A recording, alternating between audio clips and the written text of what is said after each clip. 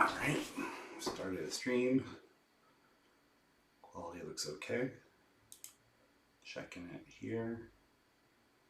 Looks good.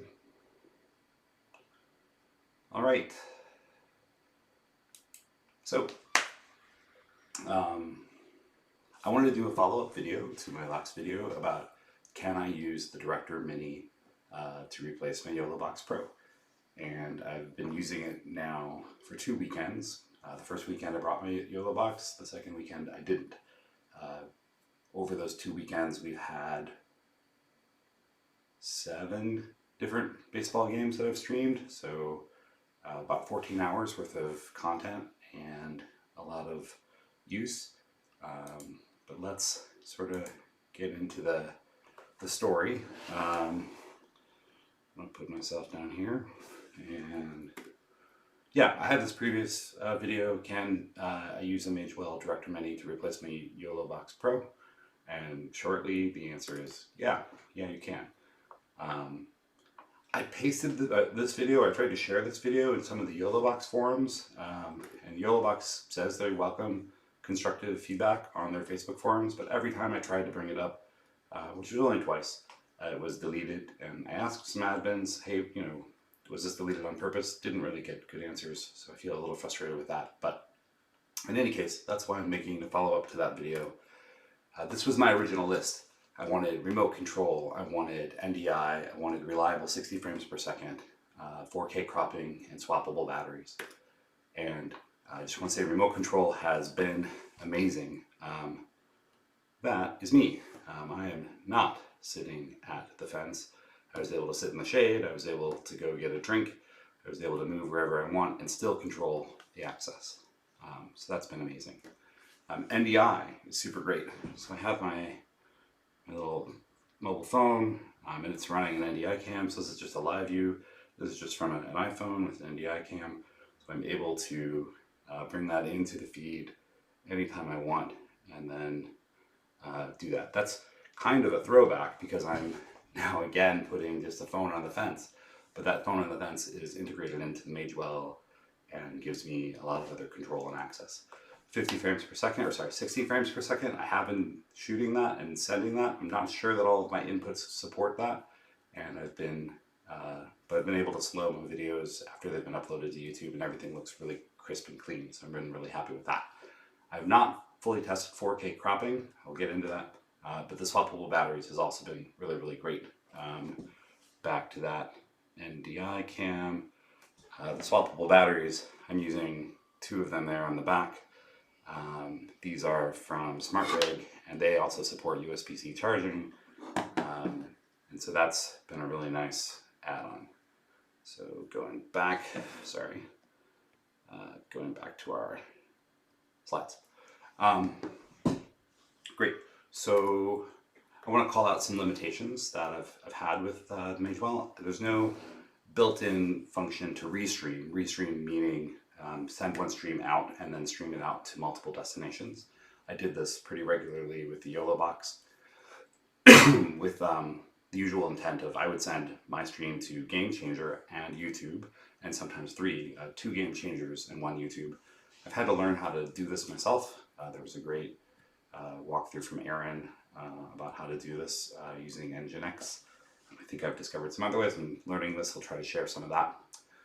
Another limitation, there's no templated scenes, and by templated I mean YoloBox makes it really easy to do side-by-side, person in slides or person in content or picture in a picture. You can do all of the same with the Magewell, just the setup is a little bit more complicated.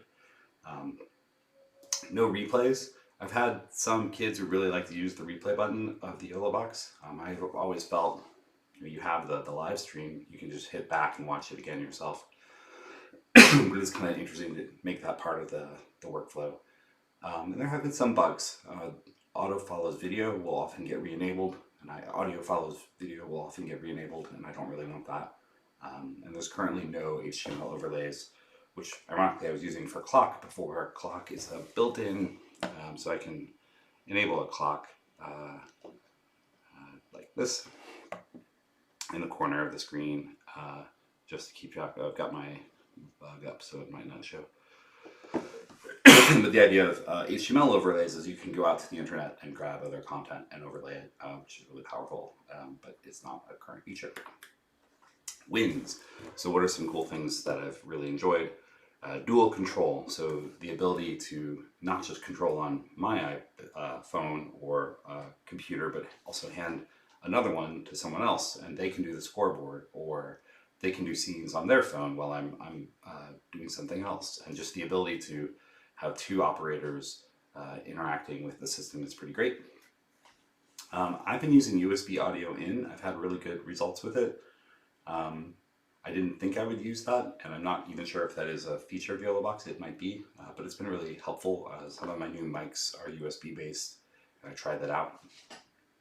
Dual encoders.